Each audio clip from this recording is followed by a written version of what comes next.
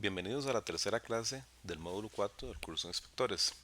El día de hoy nuestra clase va a tener dos temas. El primero de ellos es el referente a los ensayos de laboratorio, mismos que vamos a enfocarnos en los ensayos que se realizan a los materiales granulares como base y sus bases. Entonces vamos a abordar los principales ensayos que se realizan en estos materiales, los cuales están enumerados en esta tabla. Entonces vamos a repasar un poco lo que era el ensayo de granulometría, eh, tanto lo que era la parte del análisis granulométrico por mallas, como el ensayo que se hace a las partículas más finas, las que pasan la malla 200, que es el ensayo que se hace por medio del hidrómetro. Posteriormente hablaremos sobre lo que es el tema de el ensayo de caras fracturadas y de partículas planas y elongadas, el cual está relacionado con el criterio de forma y angulosidad que habíamos visto cuál era su importancia en la clase anterior. Hablaremos también sobre lo que es el ensayo en la máquina de Los Ángeles o la abrasión en la máquina de Los Ángeles, el cual está destinado a medir lo que es la resistencia mecánica a la dureza de los agregados. El ensayo límites de Atterberg está destinado a estudiar lo que es el tema de la plasticidad y la limpieza de los materiales. También veremos lo que es el ensayo de sanidad y el índice de durabilidad, que están relacionados con lo que es la característica de durabilidad y degradación que puede tener un agregado ante el ataque de ciertas condiciones que se le pueden aplicar. Veremos también algunos ensayos que están relacionados más con lo que es el comportamiento del conjunto, llámese conjunto de agregados o un conjunto de suelos, como lo que es el ensayo de Proctor modificado, donde determinaremos lo que es la cantidad de humedad y óptima y la densidad máxima que podemos obtener de un material. Además, veremos lo que es el ensayo de CBR, que está destinado a cuantificar lo que es la capacidad de soporte, principalmente lo que son suelos. Y finalmente veremos lo que es el ensayo de cono de arena y encímetro nuclear, los cuales están destinados a lo que es la medición de la compactación de un material en sitio. Entonces vamos a ver básicamente de qué se trata cada uno de estos ensayos poco a poco y cuáles son los principales cuidados y la importancia que tiene cada uno de ellos para lo que es las medidas de control de calidad de un material granular, incluso un suelo. Iniciamos entonces con lo que es el ensayo de tamaño y granulometría. Ya este ensayo lo habíamos hablado en la clase anterior y habíamos hablado que la importancia de este ensayo es para determinar si la distribución de tamaños que tenemos dentro de un conjunto, de una base, una subbase, va a ser adecuado para eh, el comportamiento que tiene este cuando se le apliquen cargas, principalmente en términos de la cantidad de vacíos que quedan dentro del material y la forma en que estos pueden trabarse entre sí. Entonces, este ensayo lo que hace es determinar cuantitativamente la distribución de partículas en el agregado. Es decir, el ensayo tiene como finalidad decirnos cuántas partículas o qué porcentaje de la masa de material que tenemos pasa por cierta malla. Entonces, vamos a poder saber cuánto material pasa por la malla de una pulgada, cuánto pasa por la malla, no sé, número 4, la 200, etcétera.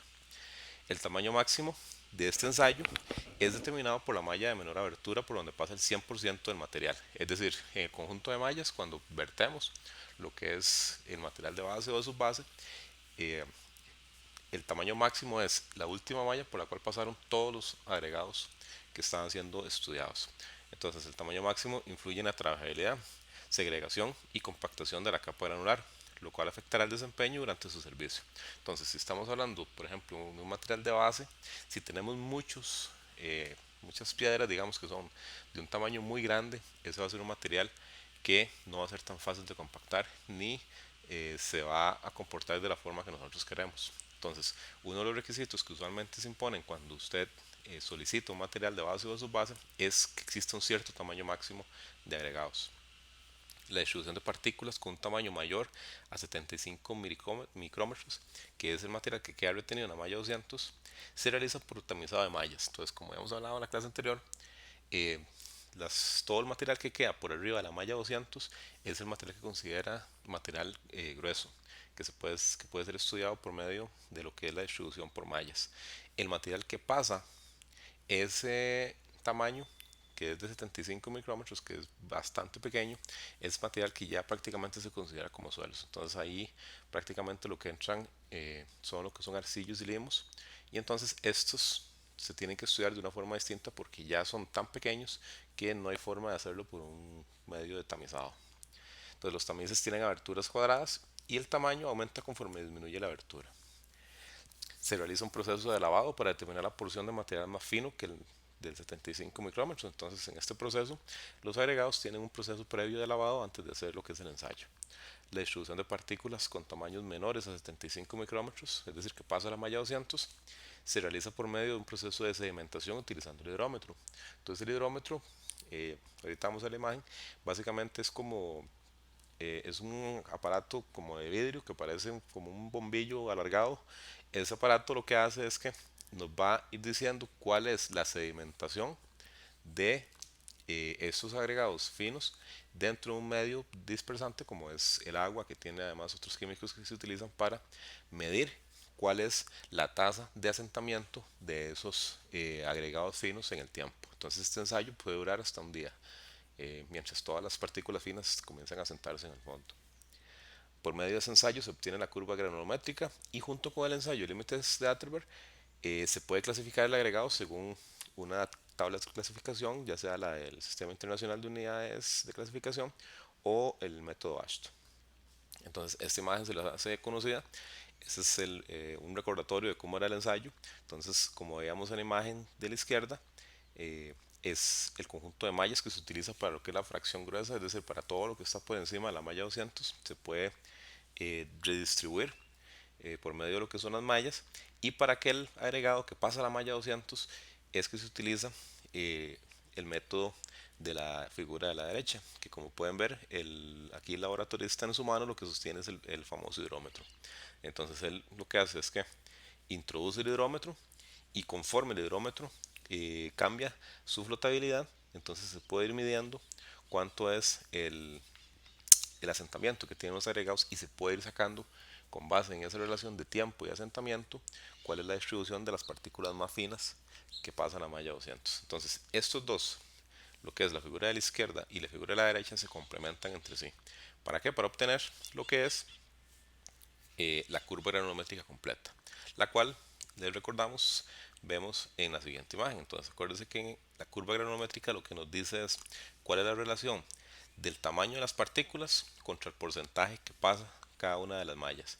Entonces, una curva que tenga la forma como la que tiene la línea punteada que está en el centro de la zona gris es una curva granulométrica que está relacionada con eh, una distribución homogénea o una distribución continua de los agregados. Entonces, esto es lo que nosotros estamos buscando cuando estamos hablando de materiales de base y de subbase, que sean curvas, que sean continuas, donde tenemos agregados de los diferentes tamaños de las mallas presentes. Entonces, esto lo que va a hacer es que cuando esto esté en funcionamiento, digamos, ya cuando tengamos el material colocado para hacer una capa de base o de subbase, ese material va a tender a ser más fácil de compactar porque va a tener diferentes tamaños de partículas que van a tender a cerrar vacíos entre sí, y además esta configuración de diferentes tamaños facilita que se den el efecto de trabazón entre las partículas. Entonces, esto es lo que nosotros queremos ver como resultado del ensayo de granulometría en un material de base o de subbase.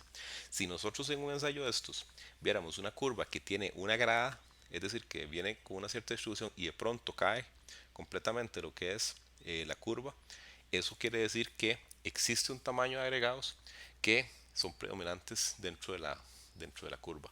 O también nos puede decir que existe ausencia de un cierto tamaño de materiales. Entonces, por ejemplo, imagínense que una curva granulométrica, por ejemplo, un material de construcción como es la piedra cuarta, donde casi que todas las partículas son del mismo tamaño, va a tener una grada muy importante que cae, y después vamos a tener mucho agregado de un cierto tamaño, después no vamos a tener agregado de muchos tamaños. Entonces esto, para el caso de un material como una base o una subbase, no es conveniente.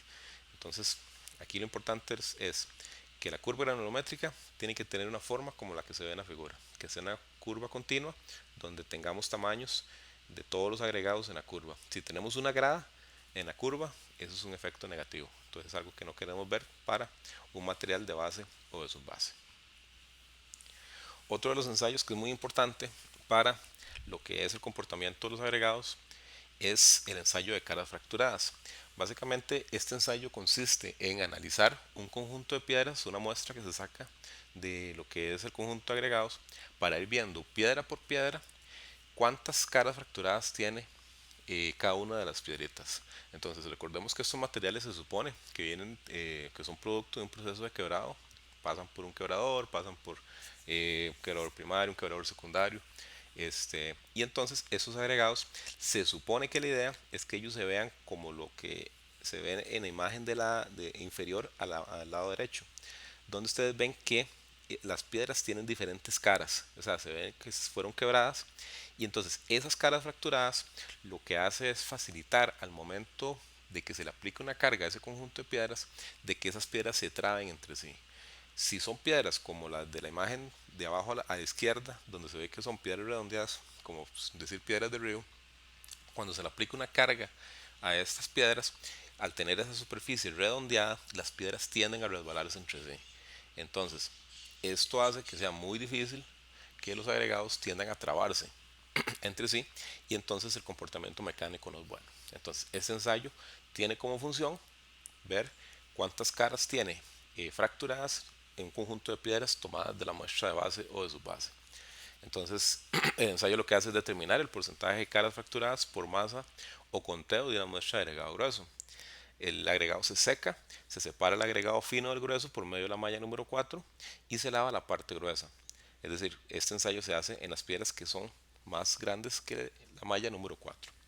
Se inspecciona cuidadosamente cada partícula, es decir, este es un ensayo que toma cierto tiempo porque es ir viendo piedra por piedra cuántas caras tiene. Eh, entonces se inspecciona cuidadosamente cada partícula para revisar bien una o más caras fracturadas y se determina el porcentaje que corresponde a partículas con caras fracturadas con respecto a las partículas sin fracturar. Es decir, el resultado del ensayo lo que nos va a decir es cuántas de las piedras de la muestra que tenemos tienen más de una cara fracturada. Entonces va a decir que, no sé, que el 90% de las piedras tienen al menos dos caras fracturadas. Una partícula es fracturada si al menos un 25% del área de la superficie aparece quebrada. Generalmente, en estos ensayos lo que se solicita es que se identifique cuáles son las partículas que tienen al menos dos caras fracturadas. Entonces, eso es como el resultado de este ensayo. Si nosotros el resultado de un ensayo de estos dice que la cantidad de partículas con caras fracturadas es menos, por ejemplo, un 50%, quiere decir que es un material que difícilmente va a comportarse de una forma correcta, porque tendría una presencia muy alta de partículas redondeadas que al aplicarse carga va a tender a no entrabarse entre sí. Otro ensayo que está relacionado con este de caras fracturadas, que de hecho se hace al mismo tiempo, es el de partículas planas y elongadas. Cuando hablamos de partículas planas y elongadas, estamos hablando de partículas eh, que tienden a, o que son productos generalmente del quebrado de materiales lajosos. Entonces, si algunos de nosotros hemos visto material de piedra que se fractura con mucha facilidad, generalmente eso está relacionado con que la forma que asume la partícula es una forma relativamente plana y alargada. Entonces, estas partículas cuando reciben una carga en la parte precisamente más alargada tienden a fracturarse. Entonces, esta forma no es adecuada para lo que es el comportamiento, digamos, dentro de un conjunto que va a ser sometido a cargas. ¿Por qué? Porque estas partículas van a tender a quebrarse muchísimo y van a perder muchísima resistencia. Entonces, el ensayo consiste en la determinación del porcentaje de partículas planas o elongadas en una muestra de agregado grueso. En este caso lo que se hace es que se cuartea la muestra, es decir, se sacan pequeñas partes pequeñas de lo que es la muestra y se separan en las distintas fracciones según los tamaños de las mallas. Se evalúan con el caliper. El caliper es esa figura superior a la figura de arriba, perdón. Y eso es básicamente un instrumento que lo que hace es que nos dice cuál es la relación de largo versus altura de una piedra. Entonces, ese es, es como una guía, una muestra de qué se considera plano y elongado y qué no se considera. Entonces, es un instrumento muy sencillo, digamos, que se utiliza para determinar si una forma que calza dentro de lo que es este caliper clasifica como una partícula plana y elongada. Ok, entonces esto lo que hace es nada más mantenernos o darnos una idea de cuál es la relación de proporciones entre las dimensiones de un agregado. Después estas partículas se pasan ambos grupos por el calibrador de espesores, que es la figura que tenemos en el centro, por la abertura correspondiente de malla para determinar si las partículas son planas y alargadas. Entonces el ensayo consiste básicamente en ver la relación de tamaños con el caliper y después pasar las partículas por el calibrador de espesores para ver si se dan las condiciones para que estos agregados sean considerados planos y elongados.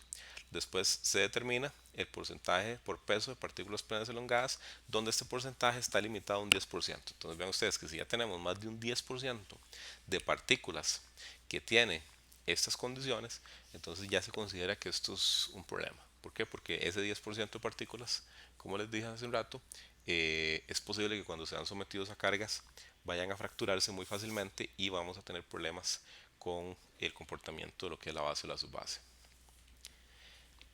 El siguiente ensayo que vamos a ver es el llamado el de abrasión de los ángeles o máquina de los ángeles. Entonces la famosa máquina de los ángeles es la figura que vemos en la parte superior en la imagen superior, donde básicamente es como un tambor metálico bastante pesado, bastante ruidoso, que consiste en un grupo de, eh, de esferas metálicas que se introducen dentro de este tambor junto con las piedras, con el agregado, para ver cuánto es la fracción de material que tiende a desmoronarse, por decirlo de cierta forma, cuando este tambor comienza a dar vueltas. Entonces, la idea del ensayo es ver qué tan durable es el agregado que estamos utilizando al ser sometido pues, a ese ataque, digamos, con esas esferas metálicas durante un cierto periodo de tiempo. Entonces, este ensayo se aplica para agregados con tamaño menor a 1,5 pulgadas. También se aplica para agregados de tamaño mayor de 3/4 de pulgada y se obtiene una fracción de la muestra retenida en la malla de 1,7 milímetros. La muestra de agregado se coloca dentro del tambor junto con una carga abrasiva de esferas. Entonces, aquí es importante que dependiendo del tipo de agregado que vamos a estar utilizando, existen diferentes configuraciones en cuanto a la cantidad de esferas que se agregan dentro del tambor. Entonces, dependiendo, digamos, si el material es más grueso o más fino, se introducen más o menos esferas metálicas dentro del ensayo. El tambor gira a una razón de 500 revoluciones, eh, más o menos unas 30-33 revoluciones por minuto, y se tamiza la fracción retenida y que pasa la malla de 1,7. Entonces, este ensayo, después de que usted saca, digamos, lo que es el material ya que fue golpeado durante un rato con esas esferas metálicas, se vuelve a hacer el ensayo de granulometría para ver cuánto material fue fracturado y eso obviamente hace que cambie la granulometría del material y eso le permite a uno ver cuál fracción del agregado eh, fue, digamos, atacado principalmente y se degradó, es decir, que tiene menos durabilidad al ser sometido a ese ataque por las esferas.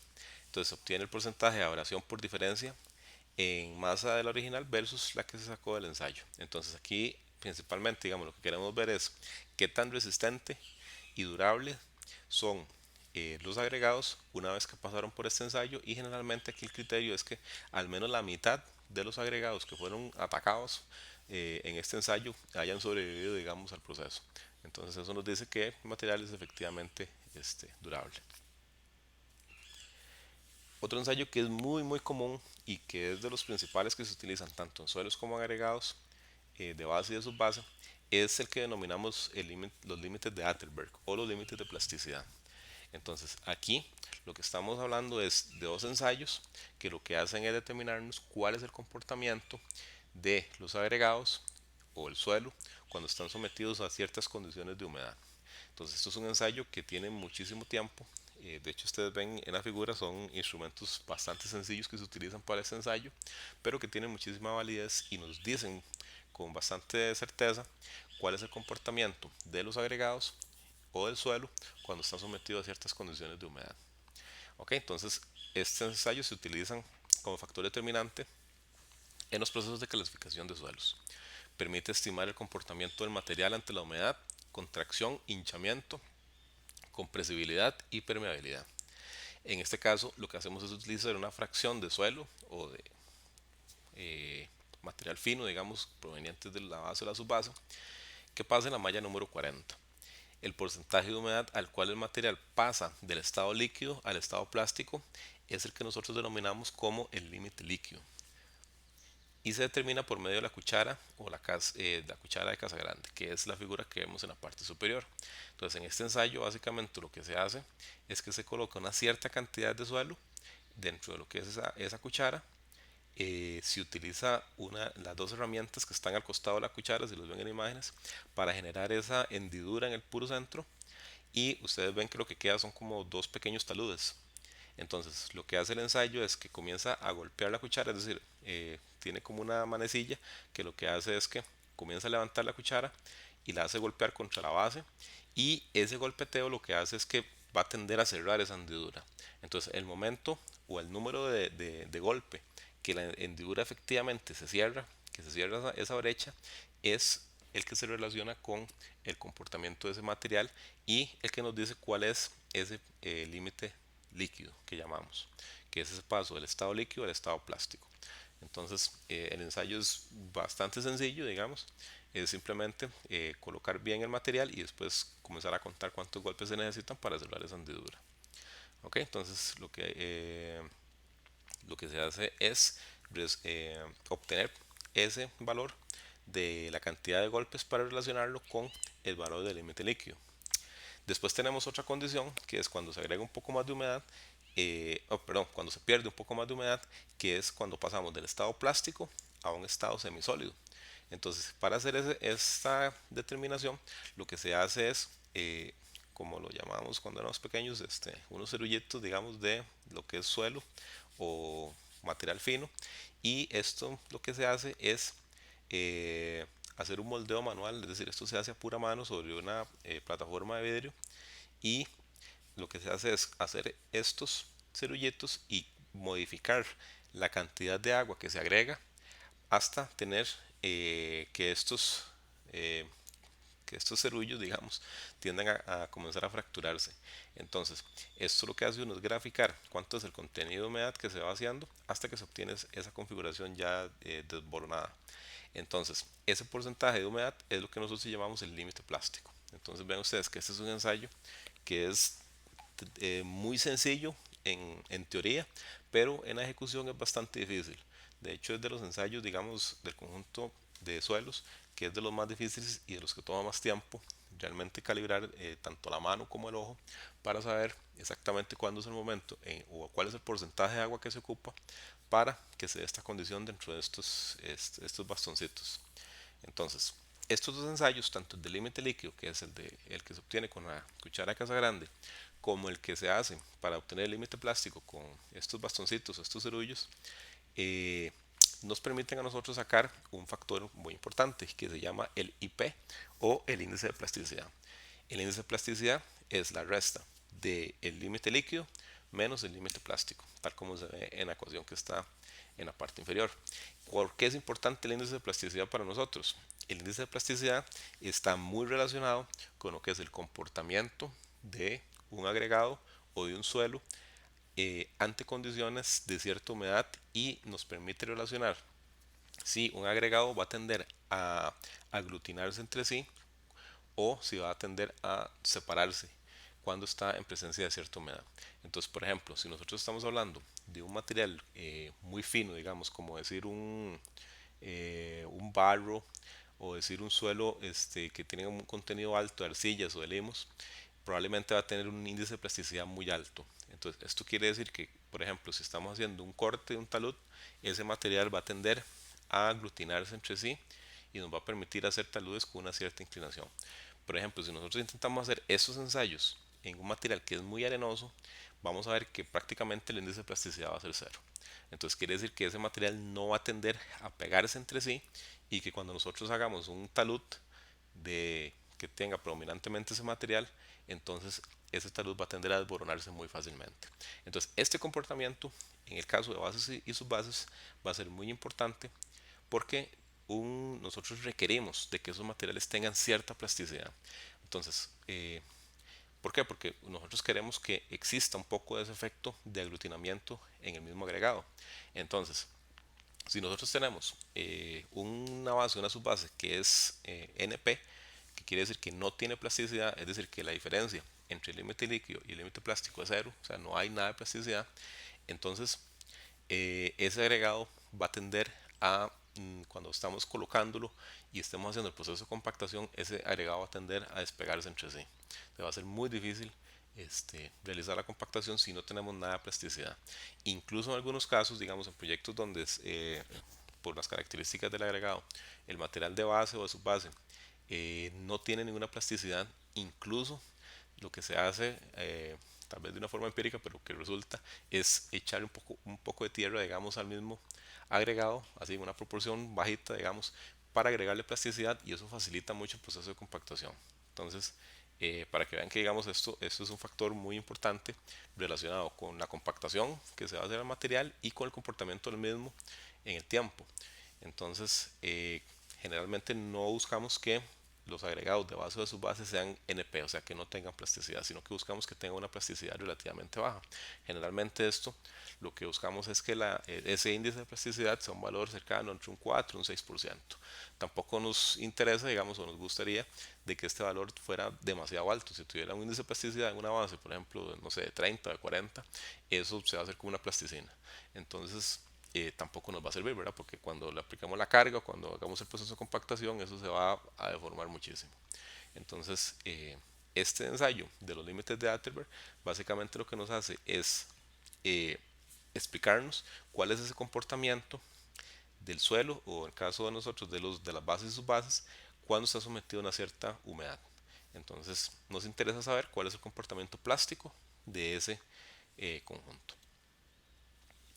El siguiente ensayo que vamos a ver es el que denominamos el ensayo de sanidad.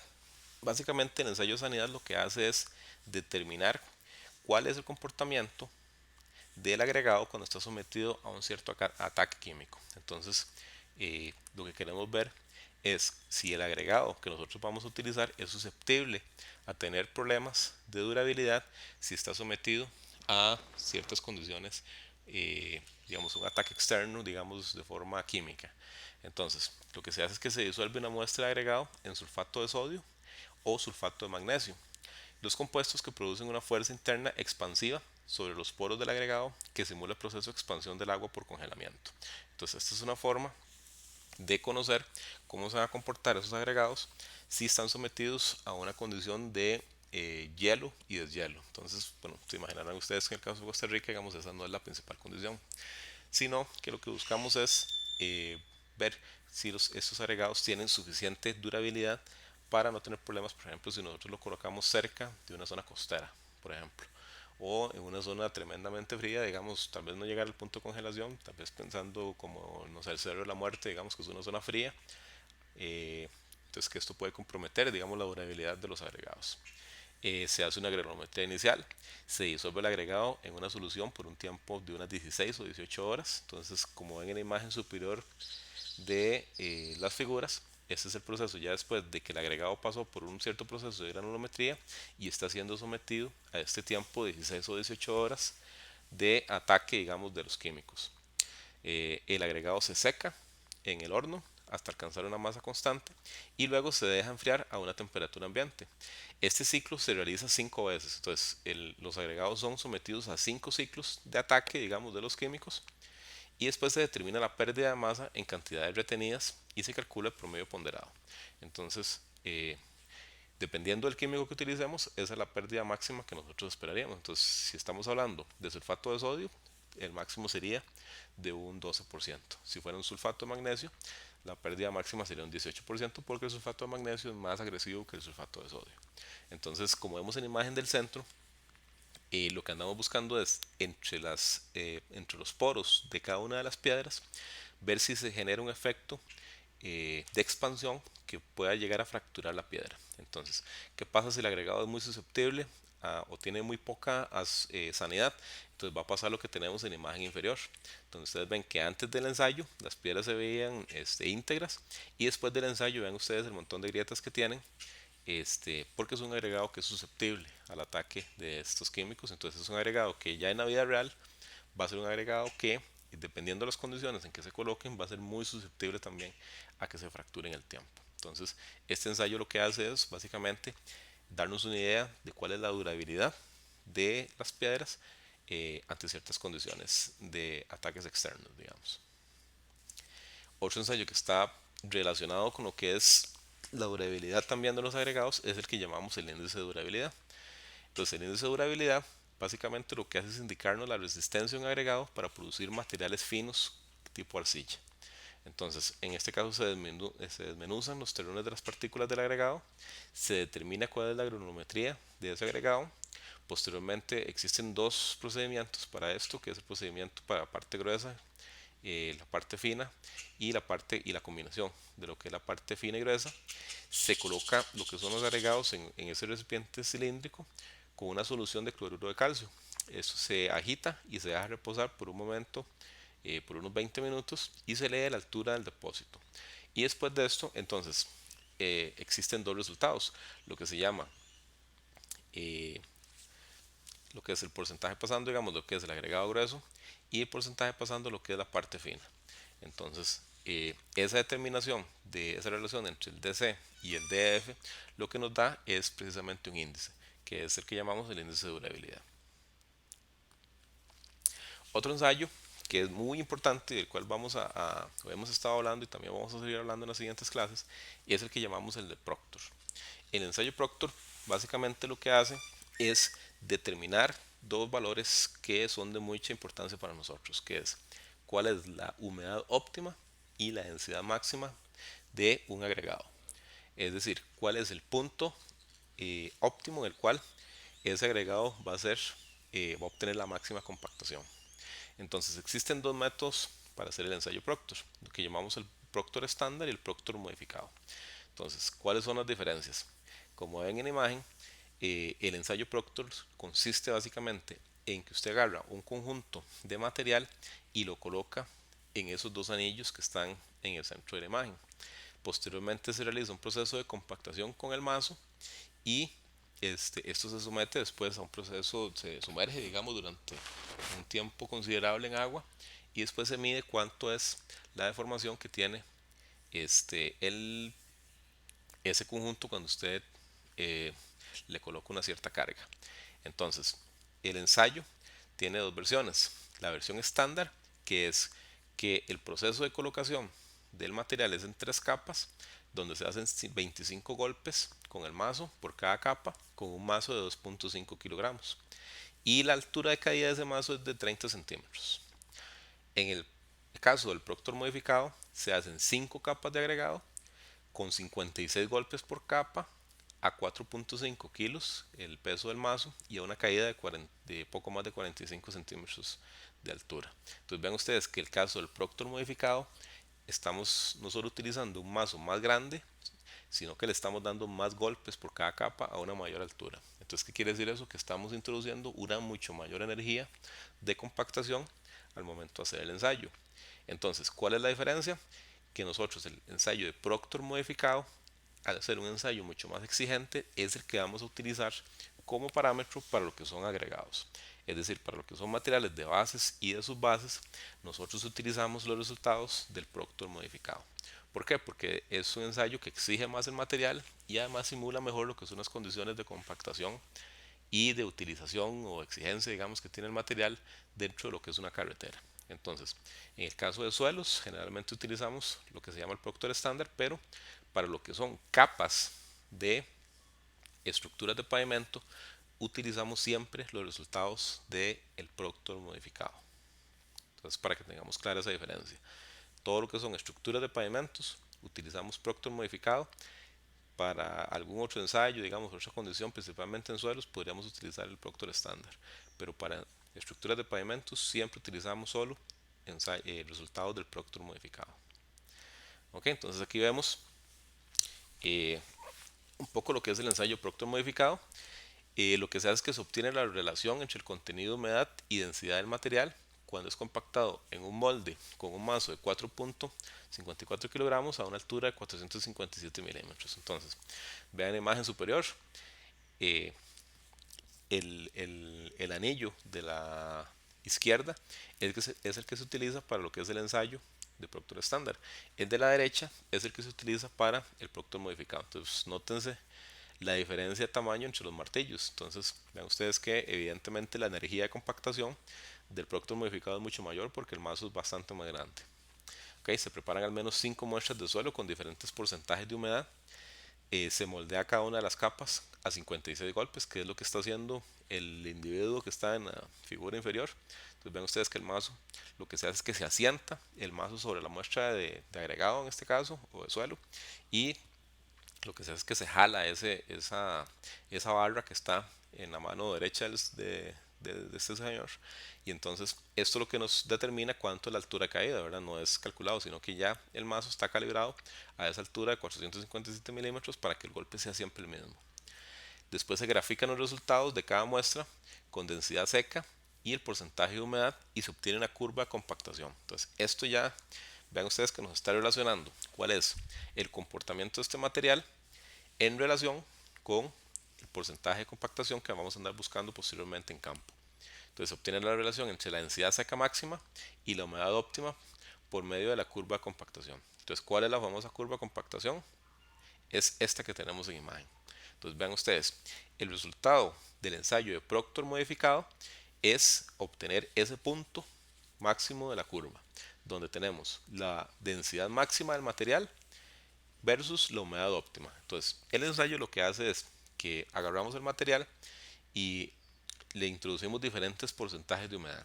Entonces, tenemos dos muestras que están un poco más secas, dos muestras que están un poco más húmedas, y una muestra que está cercana a lo que es el porcentaje óptimo. Entonces, con esos 5 ensayos que se hacen con todo este método, entonces se hace un proceso de lo que se llama separación, digamos, de tamizado de lo que es el agregado. Después se le introduce una cierta cantidad de humedad, se hace una revoltura para que esté homogéneo, se coloca dentro de lo que son los anillos, como podemos ver en la imagen inferior izquierda. Después esto se aplana con un acanalador, se colocan los golpes y se llena completamente lo que es el cilindro, se, se limpia completamente y esto se pesa. Y entonces esto lo que nos hace es que nos va a ir diciendo cuál es la relación de peso versus la cantidad de humedad que estamos recibiendo. Entonces esto lo que nos va a decir es qué tan compactado está ese material que está dentro del cilindro. Entonces, obviamente aquí lo que vamos a estar relacionando o lo andamos buscando es cuánto es la compactación máxima que nosotros vamos a poder tener dentro de ese cilindro a partir de un cierto contenido de humedad. Entonces, es esta curva. Entonces, el ensayo Proctor lo que nos dice es cuál es el punto ideal en el cual nosotros tenemos la máxima densidad del material, es decir, la mayor compactación a una cierta humedad. Entonces, ¿para qué nos sirve esto en campo? Nos sirve en campo porque nosotros lo que andamos buscando es saber en el momento que estamos colocando un material de base o de subbase, cuánto es el material que nosotros, o la cantidad de agua, perdón, que nosotros tenemos que adicionar a ese material de base o de subbase, y cuántas son las pasadas de compactación o de compactador, perdón, que tenemos que hacer para llegar a una cierta densidad máxima, es decir, el punto donde tenemos la menor cantidad de vacíos dentro del conjunto y que nos va a responder de mejor manera ante la presencia de cargas. Entonces, este valor de aquí, ese punto ideal de máxima densidad con una cierta humedad, es el valor que nosotros introducimos dentro del densímetro nuclear. Entonces, el densímetro nuclear lo que hace es poner como una referencia, y después de hacer la medición, él nos va a decir respecto a esa referencia cuánto es el valor que tenemos. Entonces, cuando estamos hablando de que el densímetro nuclear nos da un resultado de que tenemos, no sé, un 93% de compactación, lo que nos está diciendo es que el valor de ese material que estamos compactando está a un 93% de ese valor de referencia de densidad máxima y humedad óptima. Ok, entonces por eso es que es importante que nosotros, como inspectores, cuando estamos haciendo un proceso de compactación de una subbase o una base, conozcamos cuál es el resultado del ensayo del Proctor modificado. ¿Por qué? Porque ese resultado es el que nos dice realmente para ese material cuál es ese punto óptimo de humedad y densidad contra el que vamos a comparar cuando hagamos el ensayo del densímetro. Ok, entonces esa es la importancia. Si nosotros no estamos conscientes, o la persona que hace la introducción de los datos utiliza datos de otro material, entonces no sabemos contra qué está comparando. O sea, puede ser que esté comparando contra otro material con otro comportamiento. Entonces por eso es que es importante que cuando se hacen estas verificaciones de compactación se tenga claro cuál es el resultado de este ensayo de Proctor para ese material que se está colocando. ¿Ok? tenemos diferentes condiciones, digamos, para lo que son el ensayo Proctor. Entonces, dependiendo, digamos, del tipo de energía de compactación, podemos tener diferentes resultados. Entonces, por eso es que es importante que nosotros hagamos, como decíamos en una clase anterior, un paño de prueba para saber con el equipo de compactación que nosotros tenemos cuántas pasadas se ocupan para llegar a ese punto adecuado de humedad y densidad. Entonces, de humedad y densidad máxima que andamos buscando. ¿Ok? Entonces, esto es para que ustedes vean que diferentes equipos de compactación van a requerir diferentes o unas diferentes cantidades de pasadas para llegar a ese punto ideal. ¿Ok? Otro ensayo que también es muy común para lo que es la determinación de la capacidad de soporte de un suelo es el ensayo de CBR. Entonces, este ensayo lo que hace es determinar lo que llamamos el índice de soporte California, que eso es lo que significa CBR. Entonces, esto lo que hace es que mide el potencial de resistencia de un suelo, una base y una subbase, y se compara la carga de penetración de la muestra y de un material normalizado. Entonces, esto lo que hace es que nosotros tomamos básicamente una comparación entre un esfuerzo eh, en el suelo que estamos trabajando o en el material de base o subbase que estamos ensayando versus un cierto patrón. Entonces, esta relación lo que nos hace es que nos dice cuánto es la capacidad de soporte relativa, digamos, que tiene ese suelo o ese material. Entonces, el CBR es el porcentaje del esfuerzo requerido para hacer penetrar un pistón. Ahí vamos a ver ahorita es como una aguja de 0.1 pulgadas de diámetro en una muestra de material y el esfuerzo requerido para hacer penetrar el mismo pistón en una muestra patrón de piedra triturada. Entonces, básicamente lo que hace es una comparación de la capacidad de o la resistencia a una penetración de un material en campo, digamos, o un material real versus un material patrón. Entonces, esto se obtiene para la humedad óptima y la densidad seca máxima a partir del ensayo de Proctor estándar o Proctor modificado. Entonces, ya vemos que en el caso nuestro siempre vamos a estar utilizando lo que es el ensayo de Proctor modificado. Se preparan 3 muestras de material con diferentes porcentajes de compactación en 5 capas, ya sea de 10, 25 o 56 golpes, y a un cierto contenido de humedad y se obtiene la densidad seca. Entonces, lo que hacemos es ver cuánto es, como vemos en la tabla del centro, cuánto es la penetración que tenemos en ese pistón, en esa aguja, versus el esfuerzo que tenemos en el patrón, y ahí es donde nosotros podemos obtener cuál es la relación entre el suelo que estamos ensayando y el suelo patrón. Entonces, eso es lo que nos da el resultado del ensayo CBR. ¿Ok? Entonces, aquí vemos algunas imágenes. Entonces, lo que hacemos es que se colocan sobrecargas definidas dependiendo del espesor de la capa a construir con cargas de 5 libras representando 3 pulgadas del material de espesor. Entonces, como vemos en la imagen, se preparan los cilindros de una forma muy similar al que se hacen para el ensayo Proctor, pero esto se hace después el material lo que hace es que se sumerge completamente en una piscina, en una pileta, y lo que se hace es ver cuál es la penetración que tiene esa aguja. No sé si logran ver en la parte superior que tiene como un relojito. Eso lo que hace es que nos va a ir diciendo cuál es la deformación que tiene ese suelo en el tiempo conforme se va saturando, y se va midiendo por medio de esa agujita o de ese reloj lo que es la expansión del material. Entonces, los especímenes se sumergen en agua durante periodos de 24, 48, 72 y 96 horas, y cada 24 horas se va midiendo cuánto es que se va expandiendo ese material. ¿Ok?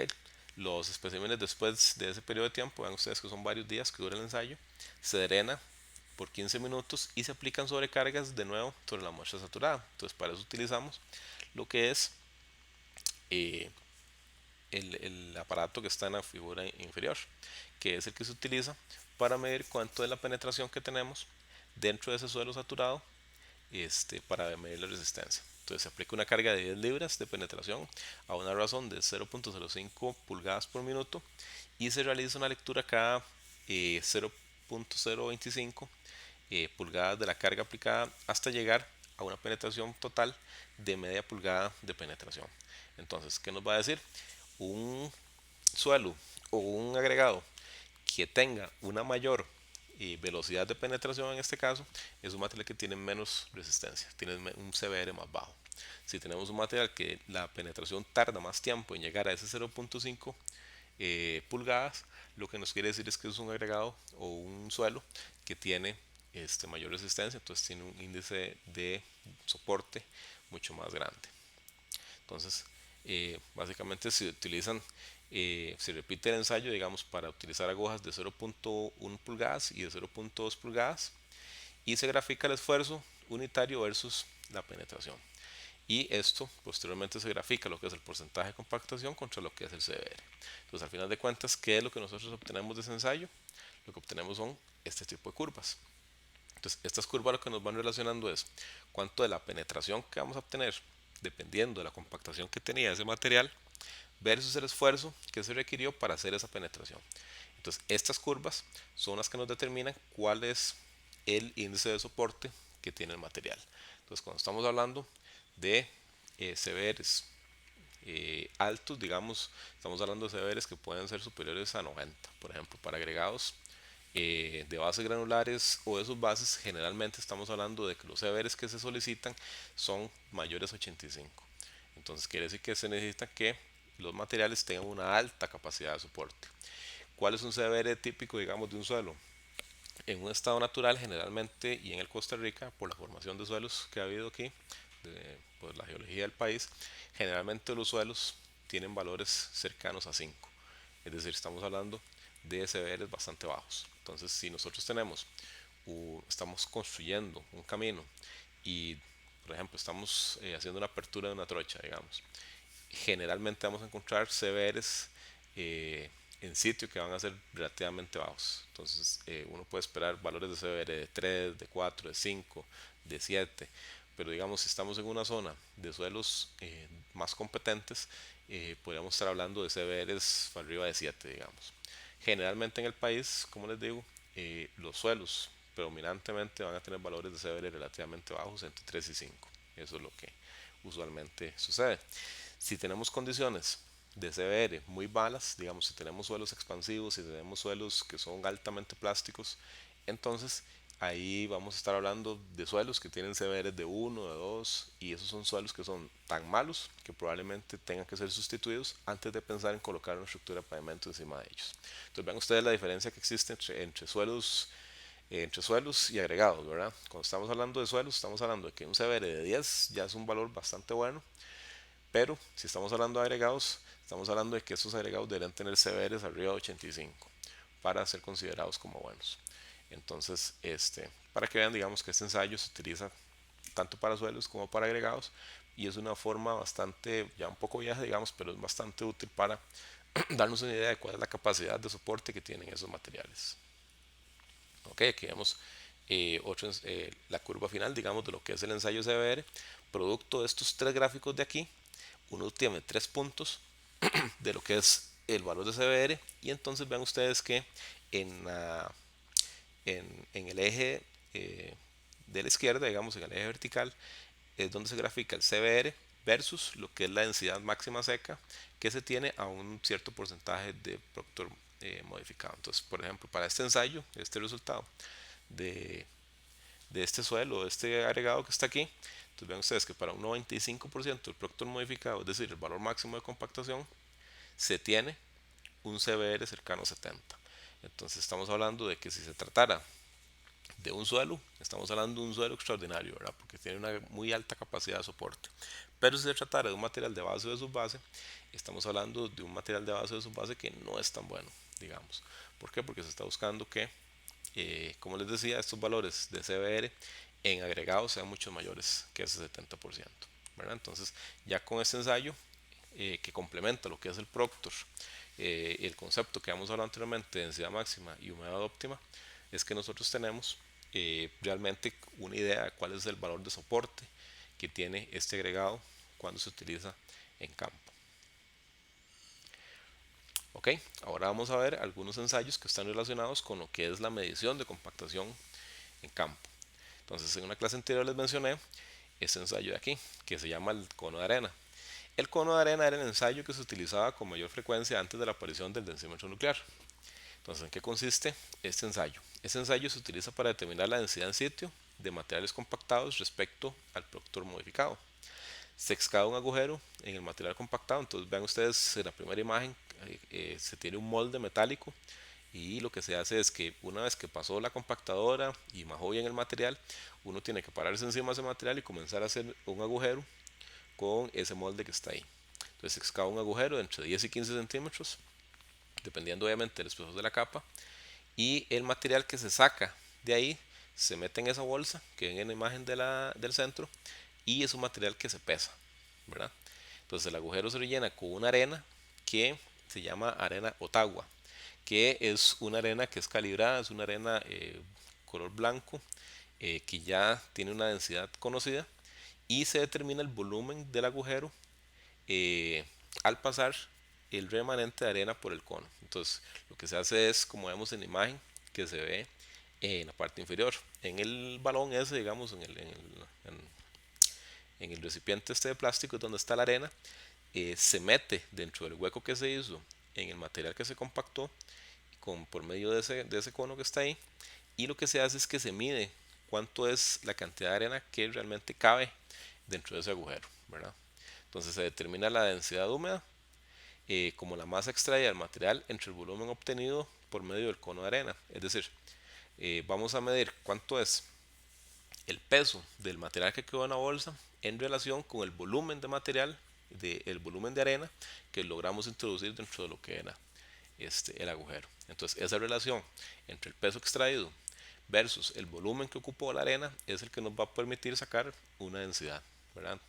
Esa densidad nos va a decir cuánto es la densidad que tenemos de ese material compactado y lo vamos a comparar contra el valor de densidad que habíamos hablado en el ensayo Proctor.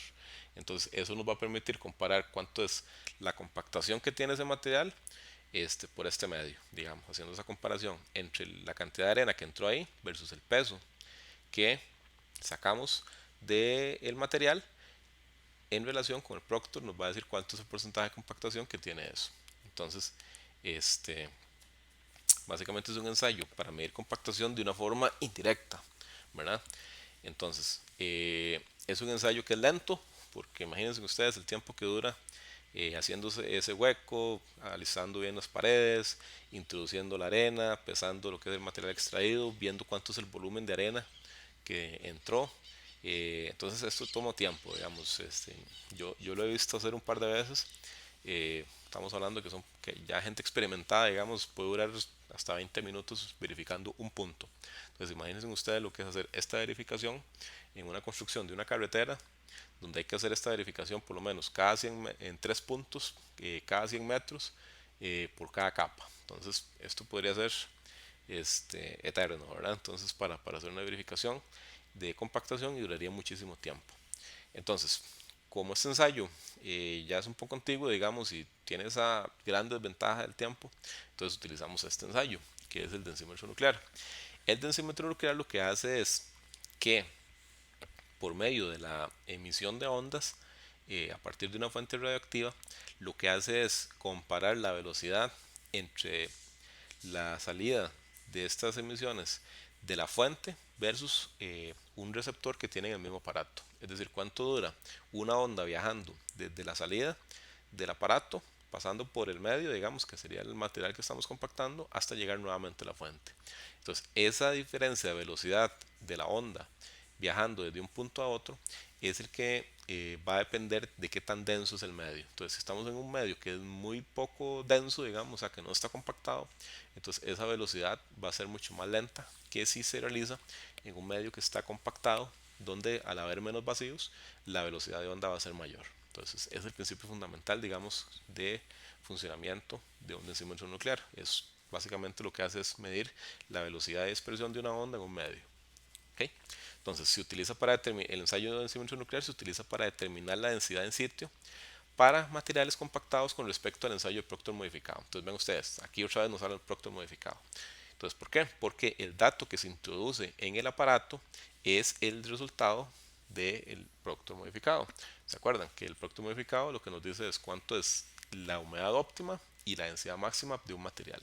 ¿Por qué? Porque lo que hace el densímetro es una comparación. Simplemente lo que hace es decirnos, ok, respecto al material que usted me dice que está midiendo, esta es la velocidad a la cual se da esa dispersión de onda y entonces nos dice cuánto es el porcentaje de compactación que tiene ese material respecto al material que usted introdujo como dato. ¿Ok? Se tienen que realizar entre 3 y 4 mediciones previas para aclimatar el densímetro al sitio. Generalmente cuando esto se hace, bueno, el densímetro es un aparato que se anda moviendo de punto a punto en un proyecto. Entonces cada vez que el aparato llega a un nuevo punto, digamos, ustedes ven que los técnicos lo tienen que colocar en un sitio, dejarle un tiempo que tenga cierto reposo y después ellos hacen un proceso para que el aparato se aclimate al sitio, ¿verdad? Entonces no es como que se baja el carro y de una vez pone el densímetro, sino que hay un proceso previo de preparación. Se introducen los datos de referencia del ensayo de densidad máxima y el porcentaje de humedad óptima de compactación. Entonces aquí es donde el técnico tiene que utilizar el resultado de laboratorio del ensayo de Proctor modificado.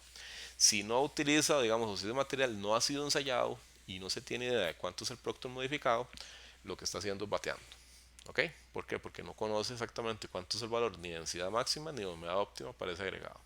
Entonces siempre que se utiliza un densímetro nuclear, se tuvo que haber hecho un ensayo de Proctor modificado de forma previa. ¿Ok? Entonces, después de que se introducen los datos, se realiza la medición en espesores de capa que puede ser entre 15 y 30 centímetros, dependiendo de la longitud de la varilla que se introduce dentro del medio, que tiene marcas cada 5 centímetros. Y esto obviamente en el reporte se tiene que indicar cuánto es la profundidad de medición.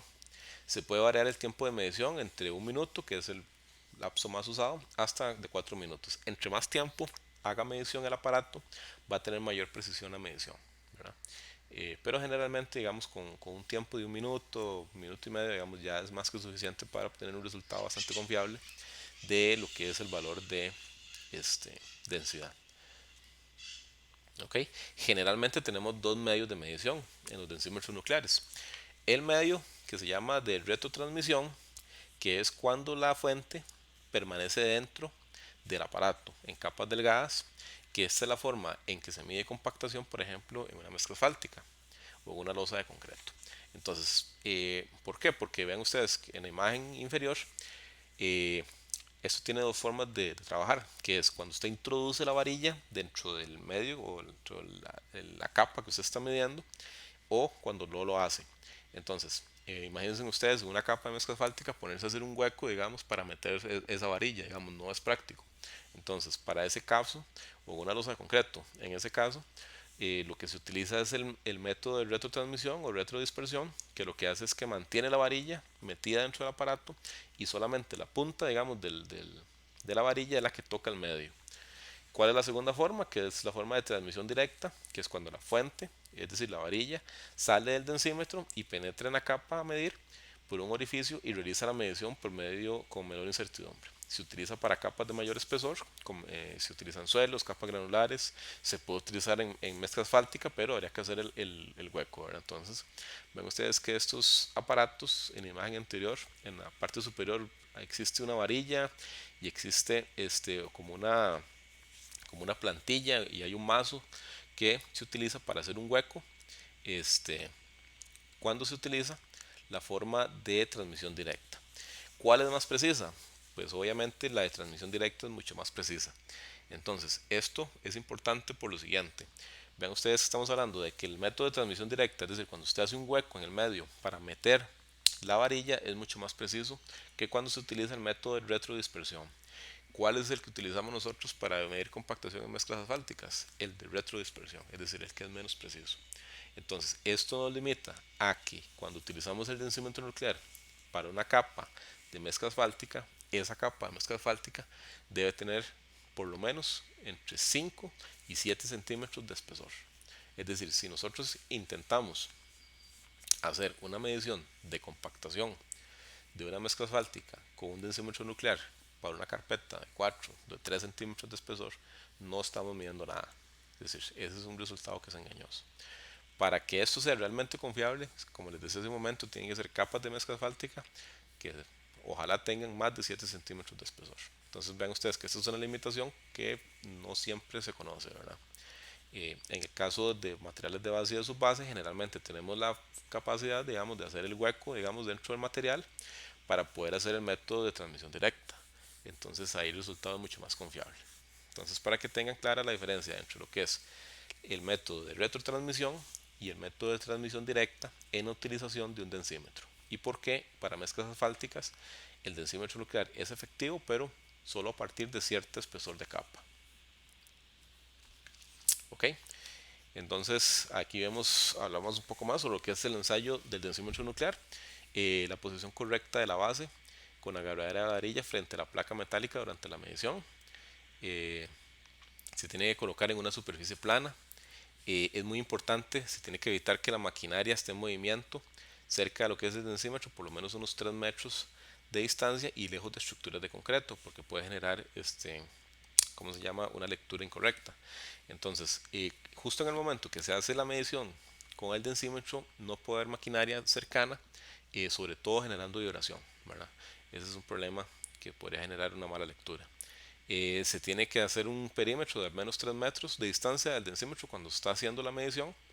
Es muy importante, digamos, ese es un equipo que no puede ser utilizado, digamos, por cualquier persona, sino que tiene que ser alguien que haya recibido no solo la capacitación en el uso del equipo, sino que también cuente con un aparato para medir cuánta radiación ha acumulado en el tiempo, que se llama un dosímetro. Entonces el dosímetro lo que hace es que la persona se lo cuelga, digamos, es como un llavero, digamos, que cada cierto tiempo se lleva a un laboratorio para medir cuánto ha sido la radiación que ha recibido esa persona en el tiempo. El equipo se tiene que transportar en un estuche, digamos, no se puede llevar por la libre. eh, Tiene que ir ya sea digamos en un carro así cerrado, digamos, o puede ir en un pickup, pero tiene que ir bien amarrado, ¿verdad? Y tiene que ir en un vehículo que esté adecuadamente señalizado, como un equipo que transporta un aparato, digamos, que tiene una fuente nuclear. Ok. Otros cuidados adicionales: este equipo no se puede almacenar en cualquier lado, tiene que estar almacenado en un sitio específico, no puede estar cerca, digamos, de donde haya gente viviendo. Entonces no se vale, digamos, no sé, si está en un proyecto que se lo lleve para el cuarto, o si está en una oficina que esté debajo de un escritorio, ese tipo de cosas no se vale, ¿verdad? Sino que tiene que estar almacenado de una forma correcta. Ok, algunas especificaciones adicionales de estos ensayos que hemos visto. Entonces vean ustedes, eh, básicamente la tabla, digamos, o el conjunto de especificaciones están dados por lo que es la tabla 736 de lo que es el CR 2010. En esas especificaciones vienen cuáles son los requerimientos para estos materiales, eh, producto de estos ensayos. Entonces aquí tenemos nuevamente, digamos, cuáles son los criterios básicos, digamos, que se ponen para estos ensayos. Entonces el análisis de granometría está dado por esa tabla 703-6, tanto para bases como para subbases. Para caras fracturadas, ven ustedes que lo que se está buscando es que al menos un 50% de de las partículas tengan esa configuración de caras fracturadas. El resultado de la máquina de Los Ángeles debería ser por lo menos de un 50%, o un 50% máximo de partículas que se hayan degradado. El límite líquido en una subbase generalmente se pide que sea de 35, en una base granular puede ser de 25. El índice de plasticidad que hablamos hace un rato, generalmente se estima que en una subbase deberían dar entre 4 y 10 y en una base granular entre 4 y 9. Y el índice de durabilidad, tanto agregado grueso como la parte fina, debería ser mínimo de un 35%. Entonces estos son como algunos de los requerimientos básicos, digamos, que existen para los agregados que hemos visto en la clase de hoy. Esta es una tabla de granulometría de tanto materiales de subbase como material de base. Entonces vean ustedes que, por ejemplo, para material de subbase podemos tener dos tipos de configuraciones. ¿Cuál es la diferencia? En lo que se llama la subbase A, es que tiene un tamaño máximo de 66 milímetros, para el caso que es como aproximadamente una pulgada y media, y para el caso de una subbase estamos hablando de que el tamaño máximo el caso de la A es tamaño máximo de 2 pulgadas y media, y en el caso de la subbase B es una subbase con un tamaño máximo de 2 pulgadas. Entonces, dependiendo del tipo de proyecto o de lo que requiramos en el diseño, entonces podemos escoger entre una subbase más gruesa y una subbase más fina. Que la subbase más gruesa sería la de el tamaño de abertura malla máxima de 63 milímetros. En el caso de la base tenemos tres tipos de bases disponibles, lo que se llama la base C, la base D y la base E.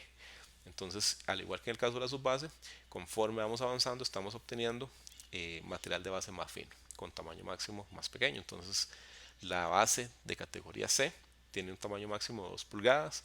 La base de categoría D es la base de tamaño máximo de 1 pulgada. Y la base de categoría E, estamos hablando de una base de tamaño máximo de 3/4 de pulgada. Entonces, y ahí vienen las distribuciones de tamaño que deberían de tener o cumplir cada una de esas este, materiales de base o de subbase. Entonces, eso además de que, como pueden ver, los valores que vienen incluidos por cada una de las mallas, quiere decir cuál es el porcentaje en el cual deberían andar este, de cierto tamaño cada uno de los materiales pasando cada una de las mallas. Entonces, por ejemplo, si nos vamos a lo que es la subbase B, entonces quiere decir que para que ese material cumpla con esta granometría, el 100% del material tiene que pasar la malla de 2 pulgadas. Entre un 97% y un 100% tiene que pasar la malla de 37.5 milímetros. Y que entre un 40 y un 60%, más menos un 8%, que es el numerito que está entre paréntesis, es un más menos, pase, digamos, lo que es la malla de 4,75. Y que entre un 4 y un 12%, más menos un 4%, esté pasando lo que es la malla número 200, que es la de 75 micrómetros. Entonces, así es como se leen estas tablas eh, de granometría.